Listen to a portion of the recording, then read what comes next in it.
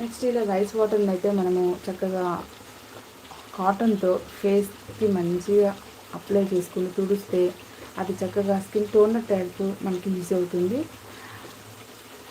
మనకి dark spots ఉంటాయి కూడా, అవి కూడా మొత్తం కూడా పోతాయి. జుట్టుకి పెట్టుకుంటే జుట్టు కూడా హెయిర్ గ్రోత్ చక్కగా ఉంటుంది. కర్లీ హెయిర్ ఉన్న వాళ్ళైతే గంజిని చల్లారాక జుట్టుకి మొత్తం అప్లై చేసుకుంటే కర్లీ హెయిర్ అంతా సిల్కీగా అవుతుంది. 1-2 డేస్ వరకు మాత్రమే, తర్వాత మళ్ళీ చేసుకుంటూ ఉండాలి. అలా చేస్తూ ఉంటే కాస్త మారచ్చు.